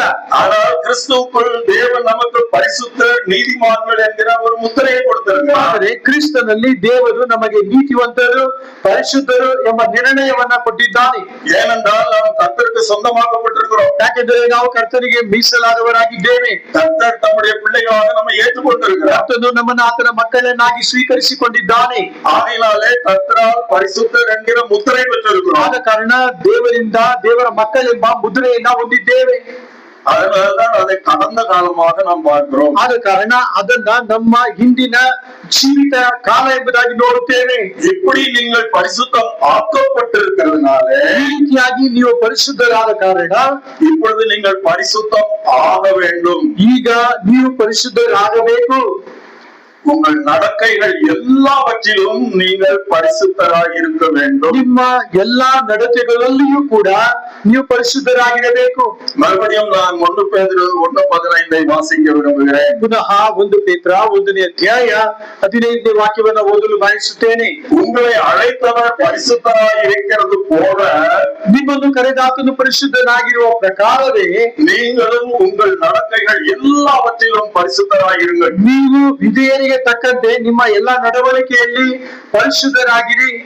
ஆயால் கர்த்தரால் பரிசுத்தம் ஆக்கப்பட்ட நாம் ದೇವರಿಂದ ಪರಿಶುದ್ಧರಾದಂತ ನಾವುಗಳು அணுகிற வாழ்க்கையிலே பரிசுத்தம் ஆகும்படி கர்த்தரால் அழைக்கப்பட்டிருக்கிறோம். ಅನುದಿನದ ಜೀವಿತದಲ್ಲಿ ಪರಿಶುದ್ಧವಾದ ಜೀವಿತವನ್ನ ಜೀವಿಸಲು ಕರ್ತನಿಂದ ಕರೆಯಲ್ಪಟ್ಟಿದ್ದೇವೆ. ஆகையால் நம்முடைய வாழ்க்கையிலே பரிசுத்த குலைச்சல் ஏற்பட்டு விடாதபடி வேறு பிரிந்து நாம் வாழ வேண்டும். அதுக்குதான் பரிசுத்தம் ஆகுதல் என்பது பெயர். ಆದ ಕಾರಣ ನಮ್ಮ ಅನುದಿನದ ಜೀವಿತದಲ್ಲಿ ನಾವು ಮಲಿನರಾಗದಂತೆ ಪ್ರತ್ಯೇಕಿಸಲ್ಪಟ್ಟ ಜೀವಿತವನ್ನ ಜೀವಿಸಬೇಕು. பரிசுத்தமா வாழ தெரியாதனால்தான் நம்ம பாவத்தில் இருந்தோம். ಪರಿಶುದ್ಧತೆಯನ್ನ ತಿಳಿಯದ ಕಾರಣ ನಾವು ಪಾಪದಲ್ಲಿದ್ದೆವು. அப்புறம் ரட்சிக்கப்பட்ட பிறகு எப்படி நம்ம பரிசுத்தமா இருன்னு சொன்னா நம்ம இருக்க முடியும்? ರಕ್ಷಣೆ ಹೊಂದಿದ ನಂತರ ನಾವು ಪರಿಶುದ್ಧರಾಗಿರಿ ಎಂಬುದಾಗಿ ಹೇಳುವುದಾದರೆ ಹೇಗೆ ಇರಲು ಸಾಧ್ಯ? அதற்காக கர்த்தர் 2 கிருபைகளை நமக்கு கொடுத்திருக்கிறார். ಆದ ಕಾರಣ ಕರ್ತನು ನಮಗೆ 2 ಕೃಪೆಗಳನ್ನ ಕೊಟ್ಟಿದ್ದಾನೆ. ஒரு கிருபையின் 2 பக்கங்களை தேவன் நமக்கு கொடுத்திருக்கிறார். ಒಂದು ಕೃಪೆಯ 2 ಭಾಗಗಳನ್ನು ನಮಗೆ ದೇವರು ಕೊಟ್ಟಿದ್ದಾನೆ. ஆகையினாலே சாக்குபோக்கு சொல்ல முடியாது. ಆದ ಕಾರಣ ನಾವು ಸಬೂಬುಗಳನ್ನ ಹೇಳಬಾರದು. எனக்கு பரிசுத்தமாய் வாழ சக்தி இல்லை, ನನಗೆ ಪರಿಶುದ್ಧತೆಯ ಜೀವಿತವನ್ನ ಜೀವಿಸಲು ಶಕ್ತಿ ಇಲ್ಲ என்று சொல்ல முடியாது, ಎಂದು ಹೇಳಲು ಸಾಧ್ಯವಿಲ್ಲ. அதை நாம் இப்பொழுது பார்க்க போகிறோம். ಈಗ ನಾವು ಅದನ್ನು ನೋಡಲಿದ್ದೇವೆ. கர்த்தரை அறியாத காலத்திலே நாம் பாவத்துக்கு அடிமைப்பட்டிருந்தோம். ಕರ್ತನನ್ನ ತಿಳಿಯದ ದಿನಗಳಲ್ಲಿ ನಾವು ಪಾಪಕ್ಕೆ ದಾಸರಾಗಿದ್ದೆವು. ஆகையினாலே பரிசுத்தம் ஆக வேண்டும் என்ற ஆசை இருந்தாலும் நம்ம பரிசுத்தமாய் வாழ முடியாது, பேச முடியாது, சிந்திக்க முடியாது. ಆದ ಕಾರಣ ನಾವು ಪರಿಶುದ್ಧರಾಗಿ ಜೀವಿಸಬೇಕು, ಚಿಂತನೆ ಮಾಡಬೇಕು, ನಡೆದುಕೊಳ್ಳಬೇಕೆಂಬುದಾಗಿ ಪ್ರಯತ್ನಿಸಿದರೂ ಕೂಡ ಸಾಧ್ಯವಾಗಲಿಲ್ಲ. ஆனால் கர்த்தர் என்ன பண்ணினார்? ಆದರೆ ಕರ್ತನು ಏನು ಮಾಡಿದನು? நாம் அவருக்கு சொந்தமாய் இருப்பதற்காக ನಾವು ಆತನ ಸ್ವಂತದವರಾಗಿರುವ ಕಾರಣ பிசாசினுடைய அடிமைத்தனத்திலிருந்து நம்மை விடுவித்திருக்கிறார். ಸೈತಾನನ ದಾಸತ್ವದಿಂದ ನಮ್ಮನ್ನು ಬಿಡುಗಡೆ ಮಾಡಿದ್ದಾನೆ. கொலோசியர் 1:13 ಕೊಲೊಸ್ಸೆ ಪತ್ರಿಕೆ 1ನೇ ಅಧ್ಯಾಯ 13ನೇ ವಾಕ್ಯ. இந்த அற்புதத்தை நாம் வாசிக்கிறோம். ಈ ಅದ್ಭುತವನ್ನ ನಾವು ಓದುತ್ತೇವೆ. கொலோசியர் 1:13 ಕೊಲೊಸ್ಸೆ 1:13 இருளின் அதிகாரத்தினின்று நம்மை விடுதலையாக்கி ದೇವರು ನಮ್ಮನ್ನು ಅಂಧಕಾರದ ದೊರೆತನದಿಂದ ಬಿಡಿಸಿ அப்ப நம்ம பிசாசினுடைய பிடியில் இருந்து விடுவிக்கப்பட்டிருக்கிறோம். ಹಾಗಾದರೆ ನಾವು ಸೈತಾನನ ಹಿಡಿತದಿಂದ ಬಂಧನದಿಂದ ಬಿಡುಗಡೆ ಹೊಂದಿದ್ದೇವೆ. ஆகவே பாவத்திலிருந்து விடுபட்டு வாழக்கூடிய ஒரு திறனை, சக்தியை, உரிமையை, வாய்ப்பை கர்த்தர் நமக்கு கொடுத்திருக்கிறார். ಆದ ಕಾರಣ ಪಾಪದಿಂದ ಪ್ರತ್ಯೇಕಿಸಲ್ಪಟ್ಟ ಜೀವಿತವನ್ನ ಜೀವಿಸಲು ಕರ್ತನು ನಮಗೆ ಬಲವನ್ನ ತ್ರಾಣವನ್ನ ಒದಗಿಸಿದ್ದಾನೆ. அதை குறித்து யோவான் 8:36 வாசிக்கிறோம். ಅದನ್ನು ಕುರಿತು ಯೋಹಾನ 8:36 ಓದುತ್ತೇವೆ. யோவான் 8:36 8:36 குமாரனுமாய் விடுதலையாக்கினால் ಮಗನು ನಿಮಗೆ ಬಿಡುಗಡೆಯನ್ನ ಮಾಡಿದರೆ மெய்யாகவே விடுதலை ஆவீர்கள். ನಿಜವಾಗಿಯೂ ನಿಮಗೆ ಬಿಡುಗಡೆ ಆಗುವುದು. எதுல இருந்து விடுதலை? ಯಾವುದರಿಂದ ಬಿಡುಗಡೆ? வசனம் 14 வசனம் 34 அந்த விடைய பார்க்கிறோம். 34ನೇ ವಾಕ್ಯ ಭಾಗದಲ್ಲಿ ಅದರ ವಿವರಣೆಯನ್ನು ನೋಡುತ್ತೇವೆ. 2 வசனம் முன்னாடி பார்த்தால் 2 ವಾಕ್ಯಗಳ ಮುಂದೆ ನಾವು ಓದುವಾಗ பாவத்தின் அடிமைத்தனத்திலிருந்து நாம் விடுவிக்கப்பட்டோம் என்று வாசிக்கிறோம். ಪಾಪದ ದಾಸತ್ವದಿಂದ ನಾವು ಬಿಡುಗಡೆಯನ್ನು ಹೊಂದಿದ್ದೇವೆ ಎಂಬುದಾಗಿ ಓದುತ್ತೇವೆ. ஆகவே கர்த்தருக்காக நாம் பரிசுத்தமாய் வாழும்படி தெய்வம் பிசாசினுடைய பிடியில் இருந்து நம்மை விடுவித்திருக்கிறார். ಆದ ಕಾರಣ ದೇವರು ನಮ್ಮನ್ನು ಸೈತಾನನ ಬಂಧನದಿಂದ ಬಿಡುಗಡೆ ಮಾಡಿದ್ದಾನೆ. ஆகையினாலே நாம் பரிசுத்தமாய் இந்த உலகத்திலே வாழ முடியும். ಆದ ಕಾರಣ ಈ ಲೋಕದಲ್ಲಿ ನಾವು ಪರಿಶುದ್ಧರಾಗಿ ಜೀವಿಸಲು ಸಾಧ್ಯ. வாழ வேண்டும் என்று கர்த்தர் கட்டளையும் இட்டிருக்கிறார். ಜೀವಿಸಬೇಕೆಂಬುದಾಗಿ ಕರ್ತನ ಆಜ್ಞೆಯನ್ನು ಕೊಟ್ಟಿದ್ದಾನೆ. இது கிருபையின் ஒரு பக்கம். ಇದು ಕೃಪೆಯ ಒಂದು ಭಾಗ. அந்த கிருபையினுடைய மறுபக்கம் ஒன்று இருக்கிறது. ಆ ಕೃಪೆಯ ಮತ್ತೊಂದು ಮುಖ ಉಂಟು. கர்த்தர் நாம் பரிசுத்தமாய் வாழும்படி பரலோக உதவியை தந்திருக்கிறார். ನಾವು ಪರಿಶುದ್ಧವಾದ ಜೀವಿತವನ್ನ ಜೀವಿಸಲು ಕರ್ತನು ನಮಗೆ ಪರಲೋಕದ ಸಹಾಯವನ್ನ ಕೊಟ್ಟಿದ್ದಾನೆ. ரோமர் 8:10 வாசிப்போம். ರೋಮ 8ನೇ ಅಧ್ಯಾಯ 10ನೇ ವಾಕ್ಯ. ரோமர் 8:10 ರೋಮ 8 10ನೇ ವಾಕ್ಯ. கிறிஸ்து உங்களில் இருந்தால் ಕ್ರಿಸ್ತನು ನಿಮ್ಮಲ್ಲಿದ್ದಾರೆ.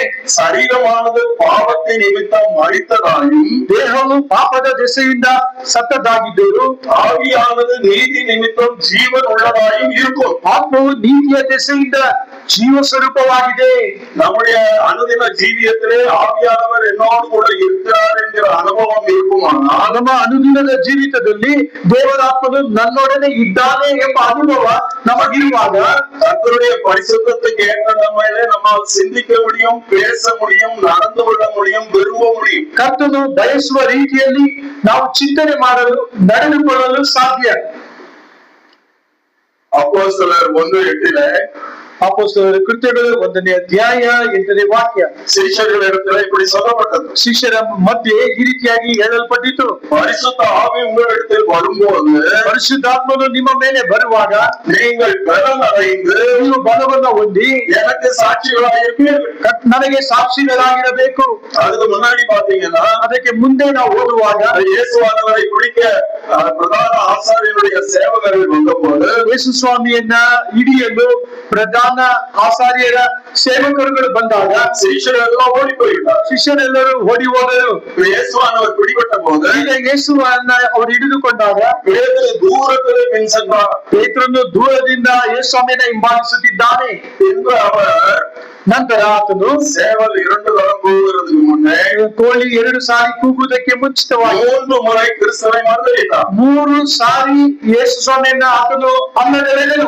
மறுதலிக்க கூடாதுன்னு தெரியும், ಅಲ್ಲಗಳೆಯಬಾರದೆಂಬುದಾಗಿ ತಿಳಿದಿತ್ತು. மறுதலிக்க விருப்பமும் இல்லை. ಅಲ್ಲಗಳೆಯಲು ಇಷ್ಟವಿಲ್ಲ. ஏற்கனவே இயேசுவர் சொல்லியிருக்கிறார், நீ மறுதலிப்பாய் என்று. ಆಗಲೇ ಯೇಸು ಸ್ವಾಮಿ ನನ್ನನ್ನು ಅಲ್ಲಗಳೆಯಿರಿ ಎಂಬುದಾಗಿ ಹೇಳಿದ್ದನು. ஆனால் அவருக்குள் பலன் இல்லை. ಆದರೂ ಆತನಲ್ಲಿ ಬಲವಿಲ್ಲ. பயம் வந்த போது அவரை அறியாமலே போய் சொல்றார், அவர்களுக்கு தெரியவே தெரியாது. ಭಯ ಅವನಲ್ಲಿ ಪ್ರವೇಶ ಮಾಡಿದ ಕಾರಣ ಅವನು ತನ್ನನ್ನು ಅರಿಯದೆ ನನಗೆ ಆತನು ಗೊತ್ತಿಲ್ಲ ಎಂಬುದಾಗಿ ಹೇಳುತ್ತಿದ್ದಾನೆ. அப்படிப்பட்ட சீஷரிடத்தில் தான் இயேசுவானவர் சொல்லி போனார், ಈ ರೀತಿಯಾದ ಶಿಷ್ಯರಿಗೆ ಸ್ವಾಮಿ ಹೇಳುತ್ತಿದ್ದಾರೆ, பரிசுத்த ஆவி உங்களிடத்தில் வரும்போது ಪವಿತ್ರಾತ್ಮನು ನಿಮ್ಮ ಮೇಲೆ ಬರುವಾಗ நீங்கள் பலன் அடைந்து எனக்கு சாட்சிகளாக ನೀವು இருப்பீர்கள். ಬಲ ಹೊಂದಿ ನನಗೆ ಸಾಕ್ಷಿಗಳಾಗಿರುವಿರಿ. ஆகவே பரிசுத்த வாழ்க்கை என்பது நம்முடைய சுய சக்தியினாலே வாழக்கூடியது அல்ல. ಆದ ಕಾರಣ ಪರಿಶುದ್ಧ ಜೀವಿತ ಎಂಬತಕ್ಕದ್ದು ನಮ್ಮ ಸ್ವಂತ ಬಲದಲ್ಲಿ ಜೀವಿಸುವಂತಹ ಜೀವಿತವಲ್ಲ. கர்த்தருக்கு ஏற்ற பரிசுத்தம் பரிசுத்த ஆவியானவருடைய ஒத்தாசையோடு கூட நாம் வாழ வேண்டிய ஒரு வாழ்க்கை. ಕರ್ತನು ಮೆಚ್ಚುವಂತ ಪರಿಶುದ್ಧತೆ, ಕರ್ತನ ಆತ್ಮನ ಸಹಾಯದಿಂದ ನಾವು ಜೀವಿಸಬೇಕು. நம்மெல்லாம் மத்தவங்கள மாதிரி தம் அடிக்கிறது இல்ல, தண்ணி அடிக்கிறது இல்ல, அதே மாதிரி பெண்கள் விஷயத்துல வெளிப்படையா எதுவும் செய்யறது இல்ல. அதனால நம்ம என்ன நினைச்சுக்கிறோம், நம்ம பெரிய பரிசுத்தமா இருக்கிறோம், வேறு வரிந்து இருக்கிறோம் என்று நாம் நினைத்துக் கொள்கிறோம். ನಾವು ಬಹಿರಂಗವಾಗಿ ಧೂಮಪಾನ ಮಾಡುವುದಿಲ್ಲ, ಮದ್ಯಪಾನ ಮಾಡುವುದಿಲ್ಲ, ಇತರ ಸ್ತ್ರೀಗಳ ಜೊತೆಯಲ್ಲಿ ನಾವು ಬೇರೆ ರೀತಿಯಲ್ಲಿ ನಡೆದುಕೊಳ್ಳುವುದಿಲ್ಲ. ಆದ ಕಾರಣ ನಾವು ಅಂದುಕೊಳ್ಳುತ್ತೇವೆ ನಾವು ದೊಡ್ಡ ಪರಿಶುದ್ಧರೆಂಬುದಾಗಿ. இப்படி நாம் நினைக்கிறதுனாலே நமக்குள்ள ஆவியானவர் பரிசுத்தம் ஆக்கக்கூடிய கிரியையை அனுபவிக்க முடியாமல் இருக்கிறோம். ಈ ರೀತಿಯಾಗಿ ನಾವು ಅಂದುಕೊಳ್ಳುವ ಕಾರಣ ಪರಿಶುದ್ಧಾತ್ಮ ದೇವರು ನಾವು ಪರಿಶುದ್ಧತೆಯಲ್ಲಿ ಮುಂದಕ್ಕೆ ಸಾಗುವಂತ ಕಾರ್ಯವನ್ನ ನಿಧಾನಗೊಳಿಸುತ್ತಾರೆ. கர்த்தருடைய பார்வையிலே நான் வீட்டில பேசுறது, என்னுடைய மனைவியோடு கூட, என் புருஷனோடு கூட, பிள்ளைகளோடு கூட நான் பேசுறதெல்லாம் கர்த்தருக்கு அருவருப்பா இருக்கும் என்று நம்மில் அநேகர் நினைக்கிறதில்லை. ನಮ್ಮಲ್ಲಿ ಅನೇಕರು ನಮ್ಮ ಕುಟುಂಬದಲ್ಲಿ ಪತಿಯ ಜೊತೆ ಮಕ್ಕಳ ಜೊತೆಗೆ ನಾವು ಮಾತನಾಡುವಂತ ಮಾತುಗಳು ಕರ್ತನಿಗೆ ಮೆಚ್ಚುಗೆಯಾದವಲ್ಲ ಎಂಬುದಾಗಿ ನಾವು ಅಂದುಕೊಳ್ಳುವುದಿಲ್ಲ. பரிசுத்தமில்லாத பேச்சு நமக்கு உள்ளத்திலே பாதிப்பை உண்டாக்குವುದಿಲ್ಲ. ಪರಿಶುದ್ಧತೆ ಇಲ್ಲದ ಮಾತುಗಳು ನಮ್ಮ ಹೃದಯದಲ್ಲಿ ಬಾಧೆಯನ್ನ ಉಂಟು ಮಾಡುವುದಿಲ್ಲ. எத்தனையோ சண்டைகள் போடுகிறோம், ಅನೇಕ ಜಗಳಗಳನ್ನ ಆಡುತ್ತೇವೆ. முழங்காலில் விழுந்து நாம் பரிசுத்தத்துக்காக கெஞ்சுகிறதில்லை. ಮೊಣಕಾಲಲ್ಲಿ ಬಂದು ಪರಿಶುದ್ಧತೆಗಾಗಿ ನಾವು ಪ್ರಾರ್ಥಿಸುವುದಿಲ್ಲ. விடுதலை பெற விரும்புவதில்லை. ಬಿಡುಗಡೆ ಹೊಂದಲು ಇಷ್ಟಪಡುವುದಿಲ್ಲ. ஏனால் இது அசுத்தம் என்கிற அறிவு நமக்கு இல்லை. ಯಾಕೆಂದ್ರೆ ಇದು ಹೊಲಸು ಎಂಬ ಆಲೋಚನೆಯನ್ನ ನಾವು ಹೊಂದಿಕೊಳ್ಳುವುದಿಲ್ಲ.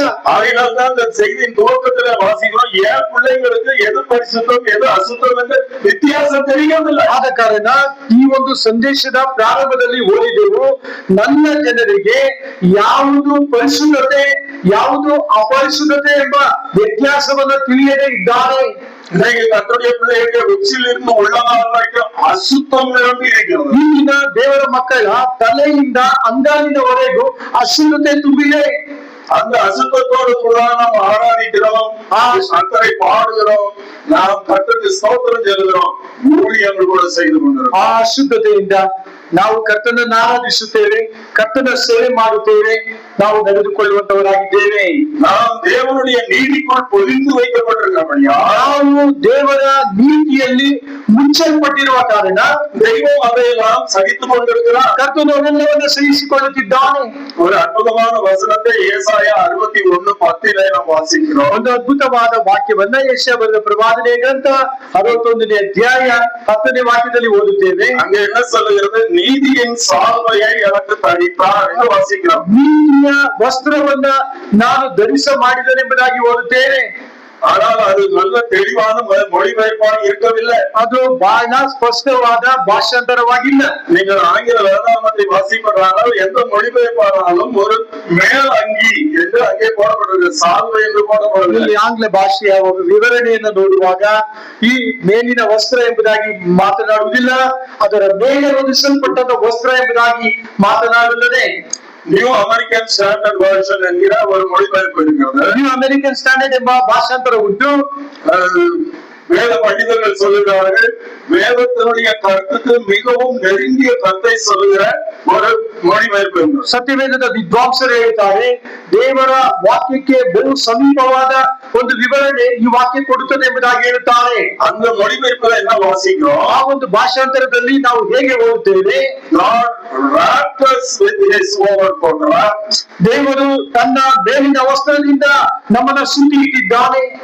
ஒரு கடையில போய் பூரி கொடுப்பான்னு சொல்றோம், ಒಂದು ಅಂಗಡಿಗೆ ಹೋಗಿ ಪೂರಿ ಕೊಡಿ ಎಂಬುದಾಗಿ ಕೇಳುತ್ತೇವೆ. அவர் பேப்பர் எடுத்து மேல ஒரு ஆயில் பேப்பர் போட்டு பூரி அதுல வச்சு பூரி தெரியாதபடி அந்த பேப்பரால் என்ன செய்யறாரு, அதை ಮುರಿದು ಕೊಡುತ್ತಾರೆ. ಆ ಪೂರಿಯನ್ನ ಆತನು 2 ಪೇಪರ್ಗಳಿಂದ ಮುಚ್ಚಿ ಆ ಪೂರಿ ತಿಳಿಯದಾಗಿ ನಮಗೆ ಕೊಡುತ್ತಾರೆ. அதைத்தான் இந்த ஏசாயா 61:10 சொல்லுகிறது. ಅದನ್ನೇ ಯೆಶಾಯ 61ನೇ ಅಧ್ಯಾಯ 10ನೇ ವಾಕ್ಯ ಹೇಳುತ್ತದೆ. அவர் தன்னுடைய நீதியினாலே என்னை பொதிந்து வைக்கிறார். ಆತನು ತನ್ನ ನೀತಿಯಿಂದ ನನ್ನನ್ನು ಸುತ್ತಿ ಇಟ್ಟಿದ್ದಾನೆ.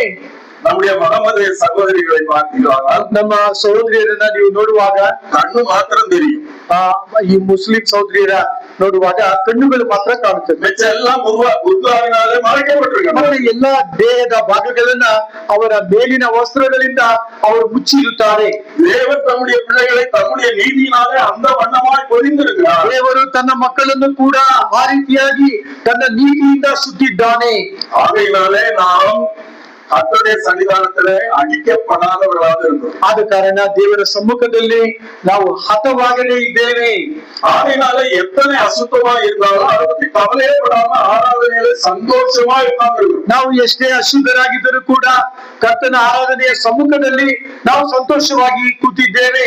இது கர்த்தருக்கு எப்படி இருக்கும்? ಇದು ಕರ್ತನಿಗೆ ಹೇಗಿರುತ್ತದೆ? நம்முடைய ஆராதனை கூட அவருக்கு அருவருப்பா இருக்கும். ನಮ್ಮ ಆರಾಧನೆ ಆತನಿಗೆ ಅಸಹ್ಯಕರವಾಗಿರುತ್ತದೆ. சொந்த ஜீவியத்துல ನಮ್ಮ ಸ್ವಂತ ಜೀವಿತದಲ್ಲಿ கர்த்தருக்கு ஒவ்வாத பார்வை, பேச்சு, நடவடிக்கை எல்லாம் இருக்கும்போது ಕರ್ತನು ಬಯಸದ ದೃಷ್ಟಿ, ಮಾತು, ನಡತೆಗಳು ಇರುವಾಗ இங்க வந்த உடனே ஆண்டவரே உடைய அன்பு பெரியது, நீங்க அப்படி செஞ்சீங்க இப்படி செஞ்சீங்க எல்லாம் சொல்லி டிராமா போட்டு திரும்பி போகிறோம். ಇಲ್ಲಿ ಆತನ ಸಮ್ಮುಖಕ್ಕೆ ಬಂದು ಕರ್ತನೆ ನಿನ್ನ ಪ್ರೀತಿ ದೊಡ್ಡದು, ನೀನು ದೊಡ್ಡವನೆಂಬುದಾಗಿ ಹೇಳಿ ಹೊರಟು ಹೋಗುತ್ತೇವೆ. ஒரு வசனத்தை வாசிக்க விரும்புகிறேன். ಒಂದು ವಾಕ್ಯವನ್ನು ಓದಲು ಬಯಸುತ್ತೇನೆ. எபேசியர் 2:3. ಎಫೆಸ ಪತ್ರಿಕೆ 2ನೇ ಅಧ್ಯಾಯ 3ನೇ ವಾಕ್ಯ. நாம் எல்லோரும் முற்காலத்திலே ನಾವೆಲ್ಲರೂ ಇಂದಿನ ದಿನಗಳಲ್ಲಿ நமது மாம்சமும் மனசும் விரும்பியவர்களை செய்து ನಾವು ನಮ್ಮ ಮನಸ್ಸಿಗೂ ನಮ್ಮ ಶರೀರಕ್ಕೂ ಬಯಸಿದ ಹಾಗೆ ನಡೆದು சுவாபத்திலே மற்றவர்களை போல கோபாக்கினின் பிள்ளைகளாய் இருந்தோம். ನಾವು ಸ್ವಭಾವ ಪ್ರೇರಿತರಾಗಿ ಅವಿಧೇಯತೆಯ ಮಕ್ಕಳಾಗಿ ನಡೆದುಕೊಂಡೆವು. நாம் மனுஷரா இருக்கிறதுனால ನಾವು மனுஷராಗಿರುವ ಕಾರಣ மனுஷரை போலதான் நடப்போம். ನಾವು ಮನುಷ್ಯರಾಗಿ ನಡೆದುಕೊಳ್ಳುತ್ತೇವೆ. மனுஷர் எப்படி நடப்பாங்க? ಮನುಷ್ಯರು ಹೇಗೆ ನಡೆದುಕೊಳ್ಳುತ್ತಾರೆ? அந்த மூளை என்ன சொல்லுதோ, தன்னுடைய மனசு என்ன சொல்லுதோ அப்படிதான் நடப்பாங்க. ಅವರ ಮೆದುಳು, ಅವರ ಮನಸ್ಸು ಹೇಗೆ ಹೇಳುತ್ತದೋ ಅದರ ಹಾಗೆ ಮಾಡುತ್ತಾರೆ. ஆனால் தேவனுக்கு நாம் பிரத்யேகப்படுத்தப்பட்ட ನಾವು ಕರ್ತನಿಗೆಂದು ಪ್ರತ್ಯೇಕಿಸಲ್ಪಟ್ಟಾಗ நம்முடைய மனசின்படியும் நம்முடைய சிந்தையின்படியும் நடக்க உரிமை கிடையாது. ನಮ್ಮ ಮನಸ್ಸಿನ ಹಾಗೆ, ನಮ್ಮ ಯೋಚನೆಗಳ ಹಾಗೆ ನಡೆಯಲು ಸಾಧ್ಯವಿಲ್ಲ. அதை நாம் சிந்திக்கிறது இல்ல, ಅದನ್ನು ನಾವು ಚಿಂತನೆ ಮಾಡುವುದಿಲ್ಲ. அடிக்கடி நான் யோசிக்கிற ஒரு வசனம் உண்டு. ಪದೇ ಪದೇ ನಾನು ಯೋಚಿಸುವ ಒಂದು ವಾಕ್ಯ ಉಂಟು. மத்தேயு 16:16 ಮತ್ತಾಯ 16:16ನೇ ವಾಕ್ಯದಲ್ಲಿ அங்கே பேதுரு சொல்லுகிறார், ಅಲ್ಲಿ ಪೇತ್ರನು ಹೇಳುತ್ತಿದ್ದಾನೆ, நீர் ஜீவனுள்ள தேவனுடைய குமாரனாகிய கிறிஸ்து. ನೀನು ಬರಬೇಕಾಗಿರುವ ಕ್ರಿಸ್ತನು ಜೀವ ಸ್ವರೂಪನಾದ ದೇವರ ಕುಮಾರನು. ஒரு அற்புதமான வெளிப்பாடு. ಒಂದು ಅದ್ಭುತವಾದ ಪ್ರಕಟಣೆ. அப்ப கர்த்தர் சொன்னார், மாம்சமும் ரத்தமும் இதை உனக்கு வெளிப்படுத்தவில்லை. ಕರ್ತನು ತಿಳಿಸಿದನು, ಈ ಗುಟ್ಟು ನಿನಗೆ ತಿಳಿಸಿದವನು ನರಮ ಮನುಷ್ಯನಲ್ಲ ಎಂಬುದಾಗಿ ಹೇಳುತ್ತಿದ್ದಾನೆ. உன்னுடைய பக்தியோ, உன்னுடைய விசுவாசமோ, உன்னுடைய ஞானமோ இதை உனக்கு வெளிப்படுத்தவில்லை. ನಿನ್ನ ಭಕ್ತಿ, ನಿನ್ನ ಜ್ಞಾನ ಇದನ್ನ ಪ್ರಕಟಿಸಲಿಲ್ಲ.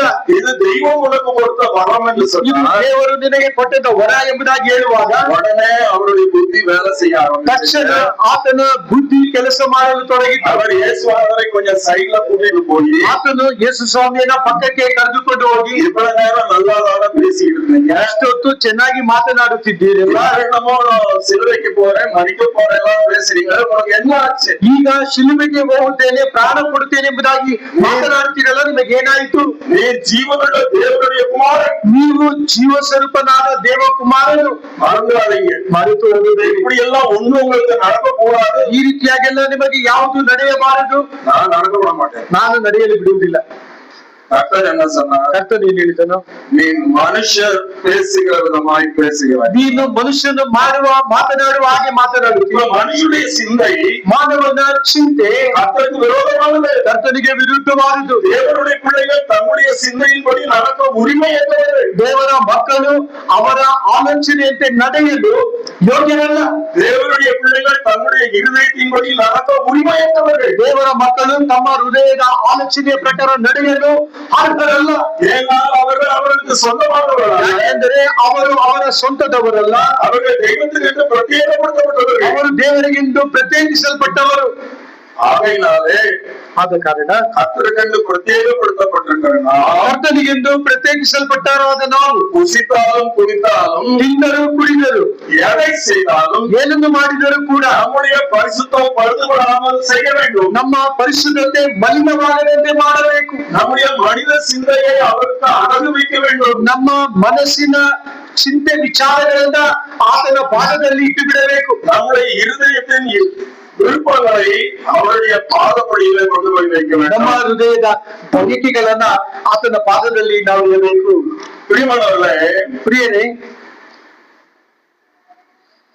எபேசியர் 2:7 இப்படியாக வாசிக்கிறோம். ಎಫೆಸ ಪತ್ರಿಕೆ 2ನೇ ಅಧ್ಯಾಯ 7ನೇ ವಾಕ್ಯದಲ್ಲಿ ಈ ರೀತಿಯಾಗಿ ಓದುತ್ತೇವೆ.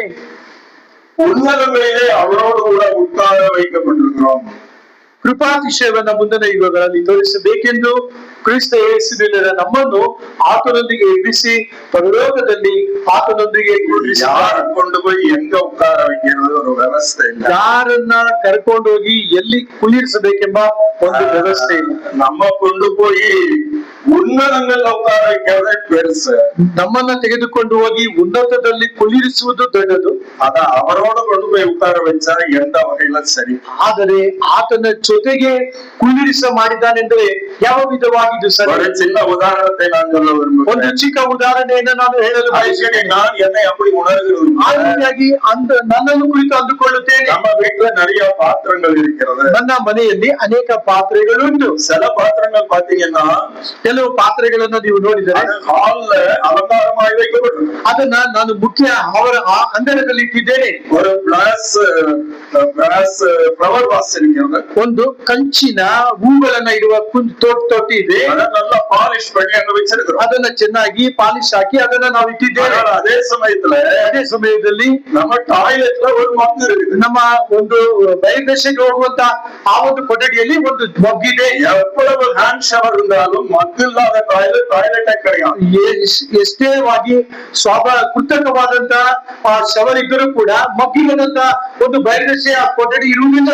ನಮ್ಮ ಅನುದಿನಂ ಯೂಸ್ பண்ற மக்கா இருந்தாலும் ನಾವು ಪ್ರತಿದಿನ ಉಪಯೋಗಿಸುವಂತ ಮಗ್ಗಾಗಿದ್ದರೂ ಕೂಡ அதை கையாளும் போது ஒரு தயக்கம் நமக்கு இல்லாமல் இருக்கிறது. ಅದನ್ನ ನಾವು ಬಳಸುವಾಗ ನಮ್ಮಲ್ಲೇ ಆದ ಒಂದು ಸಂಕೋಚ ನಮ್ಮನ್ನ ಕಾಡುತ್ತದೆ.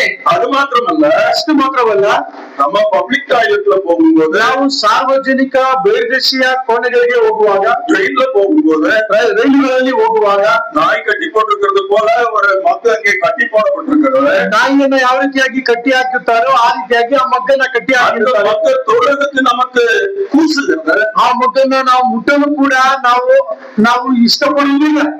அப்படிப்பட்ட மக்கை ಆ ರೀತಿಯಾದಂತಹ ಮಗ್ಗುಗಳನ್ನ கர்த்தர் என்ன பண்ணாரு? ಕರ್ತನು ಏನು ಮಾಡಿದನು? தன்னுடைய ரத்தத்தால் கழுவினார். ತಮ್ಮ ರಕ್ತದಿಂದ ತೊಳೆದನು. உங்களில் சிலர் இப்படிப்பட்டவர்களாய் இருந்தீர்கள். 1 ಕೊರಿಂಥಿಯர் 6:11. 1 ಕೊರಿಂಥ 6ನೇ ಅಧ್ಯಾಯ 11ನೇ ವಾಕ್ಯ. ಕೆಲವರು ನಿಮ್ಮಲ್ಲಿ ಅಂತವರಾಗಿದ್ದೀರಿ, ஆகிலும் கழுவப்பட்டீர்கள், ಆದರೂ ತೊಳೆಯಲ್ಪಟ್ಟಿರಿ, பரிசுத்தம் ஆக்கப்பட்டீர்கள், ಪರಿಶುದ್ಧರಾದಿರಿ, நீதிமான்கள் ஆக்கப்பட்டீர்கள். ನೀತಿವಂತರಾದಿರಿ. இப்போ எங்க உட்கார வைக்கப்பட்டிருக்கிறீர்கள்? ಈಗ ಎಲ್ಲಿ ಕುಳ್ಳಿರಿಸಲ್ಪಟ್ಟಿದ್ದೀರಿ? உன்னதங்களிலே அவரோடு கூட.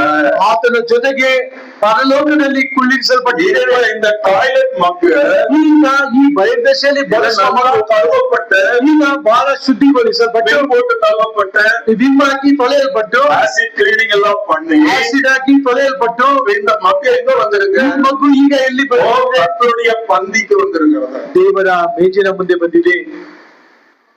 இயேசுவானவர் ಯೇಸು ಸ್ವಾಮಿ ಅವರು யூதாஸ் காரியத்தை சொன்னாரு, ಯೂದನಿಗೆ ಹೇಳಿದನು, என்னோட கூட தாளத்தில் கையிடுகிறவன் என்று. ನನ್ನೊಂದಿಗೆ ಪಾತ್ರೆಯಲ್ಲಿ ಕೈ ಇಡುವವನು. அப்ப இந்த பாத்ரூம் மக்கு இப்ப எங்க இருக்குது? ಈ ಬಹಿರ್ದಶೆಯಲ್ಲಿ ಬಳಸುವಂತ ಈ ಮಗ್ಗು ಎಲ್ಲಿದೆ? கர்த்தருடைய பந்தி டேபிள் வந்திருக்கு. ಕರ್ತನ ಮೇಜಿನ ಸಮೀಪ ಬಂದಿದೆ.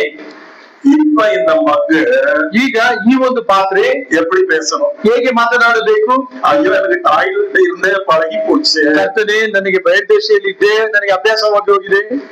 என்னையா யோசிக்கிறோமா பிரியமா? ನಾವು ಆ ರೀತಿಯಾಗಿ ಎಂದಾದ್ರೂ ಯೋಚಿಸುತ್ತೇವಾ?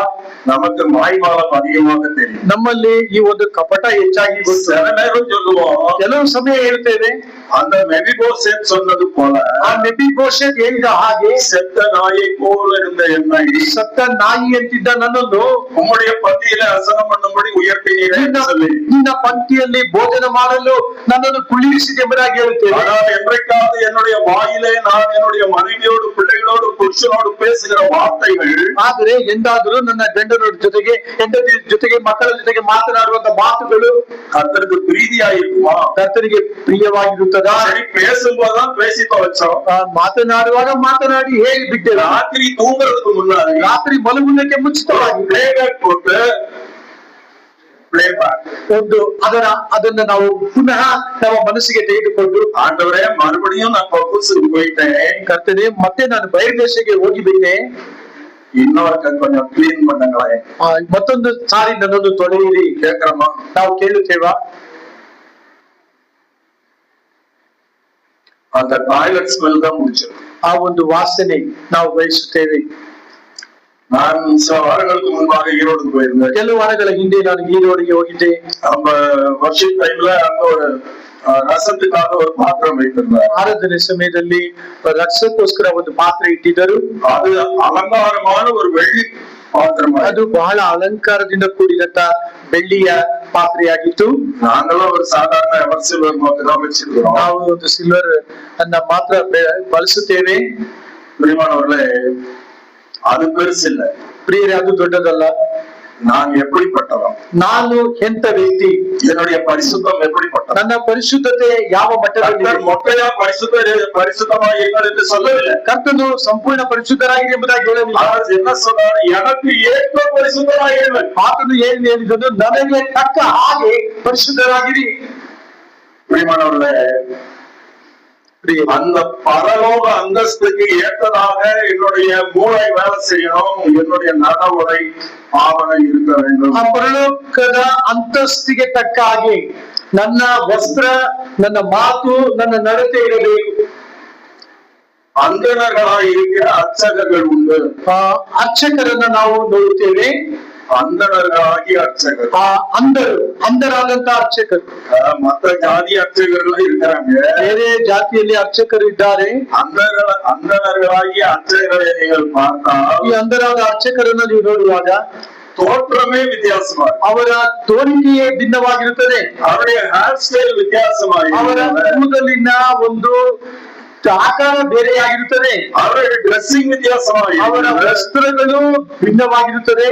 எந்த வெயிலானாலும் செருப்பு போடுறதில்ல, ಎಷ್ಟೇ ಬಿಸಿಲಾದರೂ ಚಪ್ಪಲಿ ಹಾಕುವುದಿಲ್ಲ. காரணம் என்ன? ಕಾರಣವೇನು? அது மாத்திரமில்ல, ಅಷ್ಟು ಮಾತ್ರವಲ್ಲ, அவருடைய பழக்க வழக்கங்கள் பாருங்கள், ಅವರ ಆಚಾರ ಅಭ್ಯಾಸಗಳನ್ನು ನೋಡುವಾಗ, அவரை பத்தி உங்களுக்கு எவ்வளவு தெரியும் எனக்கு தெரியாது, ಅವರನ್ನ ಕುರಿತು ನಿಮಗೆ ಎಷ್ಟು ತಿಳಿದಿದೆ ನನಗೆ ಗೊತ್ತಿಲ್ಲ. நான் அவரோடு கூட தங்கி இருந்திருக்கிறேன், ನಾನು ಅವರೊಂದಿಗೆ ಉಳಿದುಕೊಂಡಿದ್ದೇನೆ. காலையிலே இரவும் பகலும் சந்திக்கிற சந்தியா வேளையில, ಉದಯ ಮತ್ತು ಸಂಜೆ ವೇಳೆ ಸಂಧಿಸುವ ವೇಳೆಯಲ್ಲಿ ಅವರು ಕುಳಿಚಿட்டு வந்து ரெடியா இருந்து, ಅವರು ಸ್ನಾನ ಮಾಡಿಕೊಂಡು ಬಂದು ಸಿದ್ಧವಾಗಿದ್ದು, அந்த சந்தியா வேளையில அவர்கள் அந்த ஓதுறதெல்லாம் ஓதுகிறார். ಆ ಸಂಧ್ಯಾ ವೇಳೆಯಲ್ಲಿ ಅವರು ಪಠಿಸುವಂತವರಾಗಿದ್ದಾರೆ. அந்த ஆளுக்கு நல்ல டெம்பரேச்சர், ಆ ಸಮಯದಲ್ಲಿ ಒಳ್ಳೆ ಒಂದು ಉಷ್ಣಾಂಶ. ஆனா போய் பச்சை தண்ணியில குளிச்சுட்டு வந்து, ಆದರೂ ಕೂಡ ಅವರು ತಣ್ಣೀರಿನಲ್ಲಿ ಜಳಕ ಮಾಡಿಕೊಂಡು ಬಂದು வெளியில சூரியனை பார்த்து நின்று ಹೊರಗಡೆ ಬಂದು ಸೂರ್ಯನನ್ನ ನೋಡಿ ನಿಂತು சந்தியா வந்தனம் செய்கிறார். ಸಂಧ್ಯಾ ವಂದನೆಯನ್ನ ಮಾಡುತ್ತಾರೆ.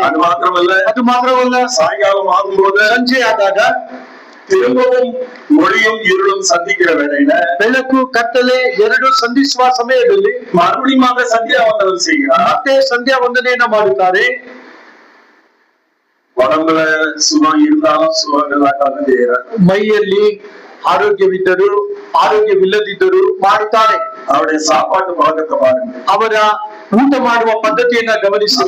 மூக்கல ஒரு வாசம் அடிச்சுச்சுன்னா கண்ட்ரோலே இருக்க மாட்டேங்குது. ಅವರಿಗೆಲ್ಲ ಮೂಗಿಗೆ ವಾಸನೆ ಪಡೆದ್ರೆ ಅವರಿಗೆ ಮಿತಿಯೇ ಇಟ್ಟುಕೊಳ್ಳುವುದಿಲ್ಲ. பிரியாணி கல்யாணத்துல சாப்பிடும் போது 2 பீஸ் கம்மியா இருந்தால் நமக்கு தாங்கிக்கவே முடியல. ಬಿರಿಯಾನಿಯನ್ನ ನಾವು ಊಟ ಮಾಡುವಾಗ 2 ಮಾಂಸದ ತುಂಡುಗಳು ஆனால் ಇದ್ರೆ, அந்தனரை பார்க்கும்போது ಆದ್ರೆ ಈ ಅರ್ಚಕರನ್ನು ನೋಡುವಾಗ ಹಸಿ பிச்சு எடுத்தாலும் ಹಸಿವು ಅಧಿಕವಾಗಿ ಅವರನ್ನ ಬಾಧಿಸಿದರೂ ಕೂಡ, இன்னைக்கு அமாவாசை, ಇವತ್ತು ಅಮಾವಾಸ್ಯೆ, சாப்பிடக்கூடாது, ಊಟ ಮಾಡಬಾರದು, அது தெய்வ குத்தம். ಅದು ದೈವ ದೋಷ.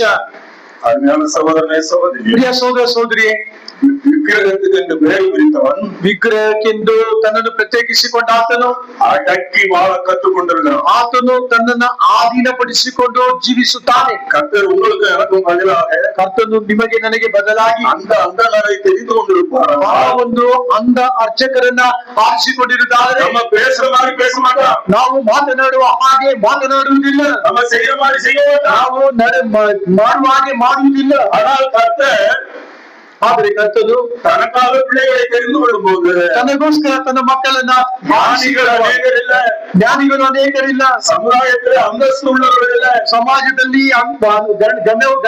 ಗಣ್ಯವುಳ್ಳವರು ಇಲ್ಲ, ஒழுக்கம் உள்ளவர்கள் இல்ல, ಶಿಸ್ತಿನಲ್ಲಿರುವವರಿಲ್ಲ, நம்பத்தக்கவர்கள் இல்ல. ನಂಬಿಗಸ್ತರಿಲ್ಲ. அவனை கர்த்தர் எடுத்திருந்தால் எனக்கு அங்கே இடம் கிடையாது. ಆತನನ್ನ ಕರ್ತನು ಆರಿಸಿಕೊಂಡಿರುವುದಾದರೆ ನನಗೆ ಸ್ಥಳವಿರುವುದಿಲ್ಲ. அங்க செலக்ஷனும் கிடையாது, இன்டர்வியூவும் கிடையாது. ಅಲ್ಲಿ ಯಾವುದೇ ವಿಧವಾದಂತ ಇಂಟರ್ವ್ಯೂ ಕೂಡ ಇಲ್ಲ, ಸೆಲೆಕ್ಷನ್ ಇಲ್ಲ. என்னை அவர் நம்பி எடுத்திருக்கிறார். ನನ್ನನ್ನು ಆತನು ನಂಬಿ ಆರಿಸಿಕೊಂಡಿದ್ದಾನೆ. பரிசுத்தம் ஆக்கப்பட்டீர்கள், ಪರಿಶುದ್ಧರಾಗಿರಿ, பரிசுத்தம் ஆகும்படி அழைக்கப்பட்டிருக்கிறீர்கள், ಪರಿಶುದ್ಧರಾಗುವಂತೆ ಕರೆಯಲ್ಪಟ್ಟಿದ್ದೀರಿ. இது உயிர்மீட்சி கூட்டமா இருக்கிறது. ரிவைவல் ಇದು ಒಂದು ಉಜ್ಜೀವನ ಕೂಟ. Sir, let us be revived by the Spirit of God. ಆತ್ಮನಿಂದ ನಾವು ಉಜ್ಜೀವಗೊಳ್ಳೋಣ. இந்த கூட்டம் முடியறதுக்கு முன்பாக ಈ ಒಂದು ಕೂಟ ಮುಗಿಯುವುದಕ್ಕೆ ಮುಂಚಿತವಾಗಿ உலகத்து போயிருக்கிற நம்முடைய வாழ்க்கையிலே கர்த்தர் அனலுண்டாகட்டும். ಸಂವೇದನೆಯನ್ನ ಕಳೆದುಕೊಂಡಿರುವ ನಮ್ಮ ಜೀವಿತದಲ್ಲಿ ದೇವರು ಸಂವೇದನೆಯನ್ನ ಉಂಟು ಮಾಡಲಿ. இப்பொழுது பார்க்கிறது போல இனிமேல் பார்க்க மாட்டேன். ಈಗ ನೋಡುವ ರೀತಿಯಲ್ಲಿ ಇನ್ನು ಮುಂದೆ ನಾನು ನೋಡುವುದಿಲ್ಲ. நான் கர்த்தருக்கே பிரிக்கப்பட்டவன். ನಾನು ಕರ್ತನಿಗೆಂದು ಪ್ರತ್ಯೇಕಿಸಲ್ಪಟ್ಟವನು. நான் உள்ளத்திலே அவரோடு உட்கார வைக்கப்பட்டிருக்கிறவன். ನಾನು ಉನ್ನತದಲ್ಲಿ ಆತನ ಜೊತೆಗೆ ಕುಳ್ಳಿರಿಸಲ್ಪಟ್ಟಿದ್ದೇನೆ. அடங்கியே ஆனாலும் அடக்கி வாசிப்பேன். ಹೆಂಡತಿಯಾಗಿದ್ದರೂ ಕೂಡ ದೀನತೆಯಿಂದ ಮಾತನಾಡುತ್ತೇನೆ.